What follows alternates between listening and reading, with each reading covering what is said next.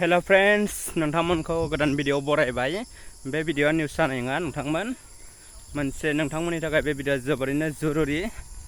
मिथिनाय जायोदि जोंहा दि आर्ट अफ लिभिंनि सासे थेरापिस्ट दङ, जायफोरनाव सानाय सुनाय, रोदा हारा ओमफ्राय मोदोमनि बायदिसिना अंग'आव जुदि माखासे प्रब्लेम दङबा बेखौ नानानैनो मोनसे स्केलजों बिराद मोजां नानानैनो सानाय सुनाय लोरनाय बायदि बायदिखौ फाहामनो हानाय केपासिटि दङ। बेनि मुङा जाहैबाय हिमांशु। बिजनि हालामनि जायफोर बे भिडिअखौ नायदों बिथांमोना गोनांथि जायोब्ला बिथांखौ लेंहरनानै ट्रिटमेन्ट खालामनो हागोन। केसखौबो बांद्राय लाया। आंबो गोदना सानाय खर'नि एसे माइग्रेन प्रब्लेमखौ नाजादों, बिराद मोजां मोनदों। ओमफ्राय आंनि मबाइल नाम्बारखौ होगोन। आंनि मबाइल नाम्बारा जाहैबाय 7086858977। स्क्रिनावबो नोंथांमोना मोनगोन मबाइल नाम्बारखौ।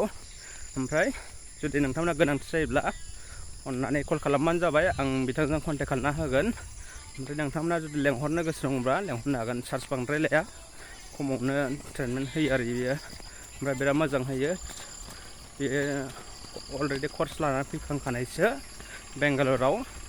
नोंथांमोना जुदि बेफोरबायदि प्रब्लेम दङबा, बाय बाहागि बा गामिनि सोरबाफोर सानाय सुनाय लोरिनाय, हारा हुरा रोदानि जेंना, खर' सानाय बायदि बायदि, नोंथांना सोर खौरां बिथांनो सोंहरनो हागोन। बिथाङा एसामिस हिमांशु मेडि, नोंथांमोना सोंहरबानो जाबाय। ओमफ्राय आंनाव सिगां कन्टेक्ट खालामबानो जाबाय, आं कन्टेक्ट खालामना होगोन।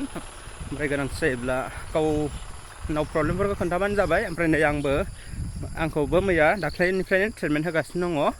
बे भिडिअखौ नोंथांमोना नायबानो जाबाय। बिराद मोजां होयो। आंबो मोजाङैनो गोदना सानाय ओमफ्राय खर' सानाय, आंना माखासे फुराना प्रब्लेम दंमोन आरोना, बिराद मोजां मोनदों। ओमफ्राय नोंथांमोना जुदि गोनांथि जायोब्ला कन्टेक्टखौ खालामहरदो आंनाव। ओमफ्राय आं बिथांजों रायज्लायना होगोन। नोंथाङा भिडिअखौ नायदो माबायदि थेरापिस्ट खालामदों।